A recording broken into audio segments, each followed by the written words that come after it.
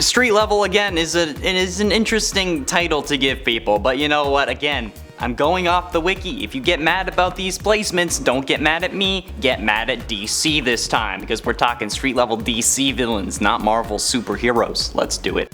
In at 10, CATMAN. I mostly put this on the list because I wanted to joke about Fairly Odd Parents. Thomas Blake, once a wealthy socialite in Gotham City, became a skilled hunter of jungle cats, but squandered his fortune in pursuit of his obsession. Left with nothing, he turned to a life of crime. Considering becoming a vigilante like Batman, he chose a different path later on and became the costumed villain known as CATMAN. His criminal spree involved stealing cat-themed items and valuables, mirroring his affinity for the creatures he once hunted, and as CATMAN, he encountered Batman and Robin on multiple occasions, and they eventually figured out his identity, thanks to the intervention of Batwoman. In a desperate attempt to escape capture, CATMAN deployed a giant cat robot, but the dynamic duo stopped the plans and destroyed the machine. In a final confrontation, CATMAN was washed away by a river and presumed dead, his criminal career coming to an end. But, I mean, still, Adam West as CATMAN on Fairly Odd Parents definitely makes him street level. If a kids show can joke about it, then yeah, you're sad.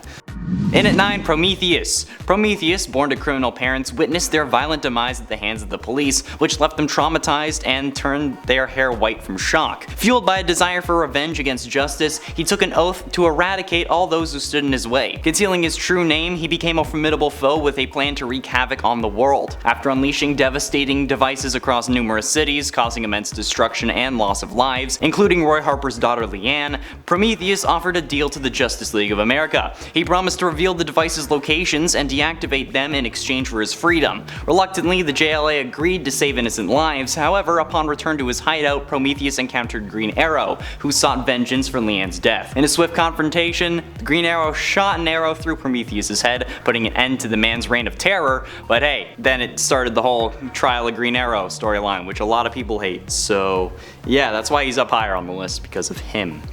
In at 8, Court of Owls. They're a violent cabal who uses architecture and murder to wield political influence throughout the city. Their legend is only told through whispers and a nursery rhyme that bears their name. To carry out their interests, they employ a breed of highly trained assassins known as Talons, and the leaders of the organization appear to be humans wearing owl masks on their faces, because where else would you wear a mask? The rest of the court, on the other hand, are mutated and appear to be actually like human-owl hybrids. Their owl-like distorted faces, long claws, and their eating style seem to prove this, unless they're just very into roleplay, or maybe they're just owl bears, and D&D has been real in the DC universe for ages. The Court of Owls takes notice when billionaire philanthropist Bruce Wayne announces plans to rebuild and reshape Gotham City for the future, but is sentenced to death by the group and their assassin, the Talon. They attempt to kill him during a meeting with politician Lincoln March, but they don't, because, you know, he's Batman. They struggle to the top of Wayne Tower, and the Talon survives a fall from the top of it somehow, but Batman begins to investigate and uncovers their whole society and a secret headquarters and how they were established by the Alan Wayne Trust, and it's a whole thing that is just meant to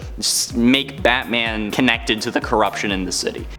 And at 7, Bronze Tiger. Bronze Tiger, also known as Ben Turner, is a master martial artist renowned worldwide for his combat skills. His journey began with Richard Dragon under the guise of O-Sensei, but he later fell victim to the League of Assassins' brainwashing, transforming him into one of its deadliest killers. Despite their programming, Ben eventually broke free from their control, choosing to embrace heroism instead. His childhood in an upper middle class black neighborhood took a dark turn when at age 10 he killed a burglar that was assaulting his parents. Struggling with anger and homicidal urges as all 10-year-olds do, he turns to martial arts, seeking discipline and control, but again, his anger persisted, leading him to, become a criminal. Recognizing the dangerous path that he was on, Ben embarked on a journey around the world seeking guidance, and he ends up becoming a hero, but he was a villain, and that's why I'm putting him on this list. Plus, Ben Turner in Arrow is pretty freaking dope, so yeah. And at 6, Huntress. Helena Bertinelli, also known as the Huntress, was once a rogue and vengeful vigilante seeking to destroy her father's criminal empire after he had her fiancé, Michael Stanton, killed. Her paths crossed with Oliver Queen, who intervened to save her from her father's deadly scheme, but realizing that Oliver's different approach to justice didn't really work for her, she left Starling. Later on, Helena returned with a vendetta against her father, who sought protection by cooperating with the authorities, but Oliver tried to stop her again, but she escaped. because he wouldn't kill her because he had boinked her. This is all from the TV show, by the way. A year later, she resurfaced when Team Arrow confronted her father again, leading to his ultimate demise, but she wasn't the one to do it, so she was upset about that, because, you know, if you want your father to die and you aren't the one who does it, apparently that's a bad thing. In the ensuing chaos, she gets arrested and sent to prison, finally. In the comics, she's like a vigilante hero, but in the show, she was definitely a villain, so that's why I'm putting her on the list, alright? That's why it's the Arrow version.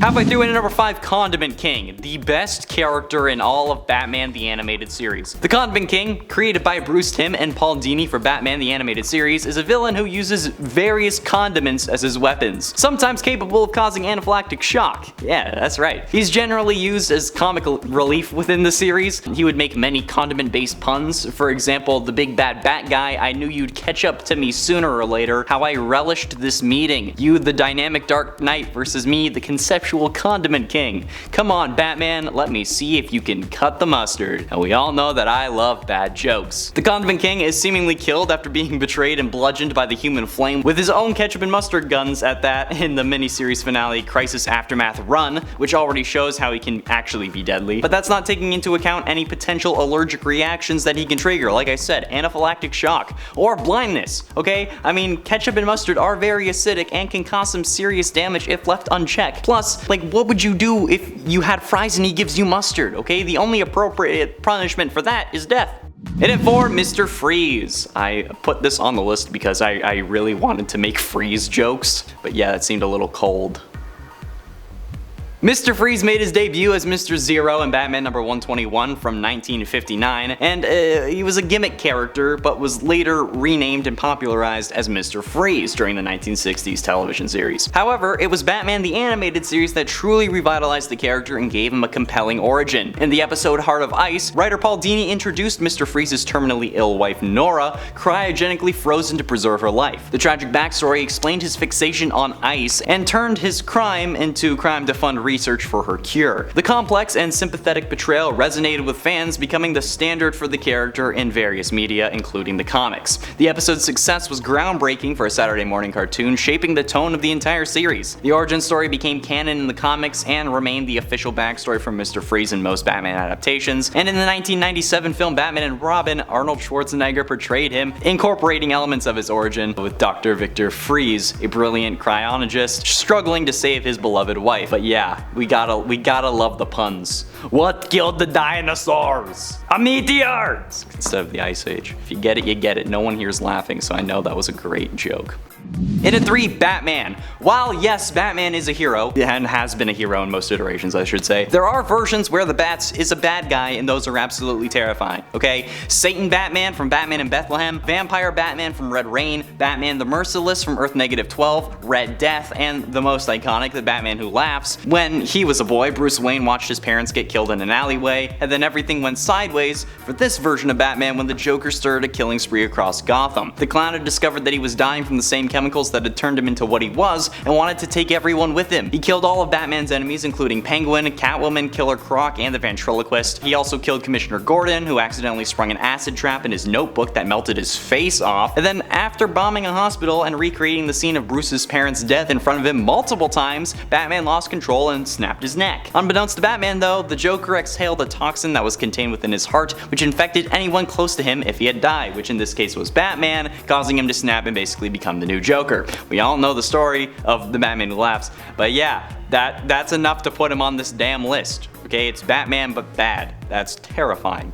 But ultimately, in number 2, Joker. The Joker has undergone many revisions since his 1940 debut. The most common interpretation of the character is that of a man who, while disguised as the criminal Red Hood, is pursued by Batman and falls into a vat of chemicals that bleaches his skin, colors his hair green, and then his lips red and drives him insane. I don't know how one vat of chemicals can bleach your skin, turn your hair green, and then your lips red, especially because your lips are your skin, but oh well. I guess that's just because he's crazy? The reasons why the Joker was disguised disguised as the Red Hood, and his identity before his transformation have changed over time. However, the lack of solid, consistent origins is the only part of what makes the character so mysterious. During the Darkseid War storyline, Batman uses Metron's Mobius chair to find out the Joker's real name, and the chair answers with quite the revelation. In the DC Universe Rebirth one-shot, Batman informs Hal Jordan that the chair told him that they were 3 individual Jokers and not just one. The revelation is the basis for Batman the miniseries 3 Jokers, where it's revealed that there were 3 Jokers that were working in tandem, including the Criminal, which was a methodical mastermind based on the Golden Age Joker, the Clown, which was a goofy prankster based on the Silver Age Joker, and the Comedian, a psychopathic killer based on the modern one. So yeah, when there's 3 of you, you're kind of gonna be at the top of the list, okay? And that's also partially why people love him so much. And finally, in at number 1, Deathstroke. I know that you're all gonna be mad at me putting Deathstroke over the Joker, but hear me out, okay? Being introduced in the new Teen Titans number 2 from 1980 as Deathstroke the Terminator, Deathstroke is often seen as the arch-enemy of the Teen Titans. However, the character has also served as a villain for Batman, Green Arrow, and the Justice League, and is the main antagonist of Arrow Season 2. The show seems to have a more powerful version when talking about brute strength, since he has actually the Mirakuru within his system, which is a super soldier serum that was ironically found on the island that Oliver was stranded on and saved Slade's life. But after the Mirakuru is in his bloodstream, he develops serious anger issues, like even worse than me, and that's tied to his strength, and then he comes back into Starling City to get revenge on Oliver by killing everyone he loves and blah blah blah. But especially in the comics, Deathstroke is a terrifying character, like when he became a speedster in the Lazarus contract from 2017, in which Wally is captured by Slade and finds himself bound to a machine, forced to reveal his secrets as he runs. Unbeknownst to Wally though, Slade manipulated him using a verbal technique to extract confidential information, and then he offers him a solution. Assist him in altering the past to save his son, and in return he will abandon his life as Deathstroke. But he doesn't, and then Deathstroke basically takes the Speed Force, which is nuts. And if you like this and you want to see more, be sure you click on the video that's popping up on screen now. Thanks for watching. I'm gonna go crazy now. I'm gonna go jump in a vat and have my skin even paler and my hair turn green, because apparently that's the same thing.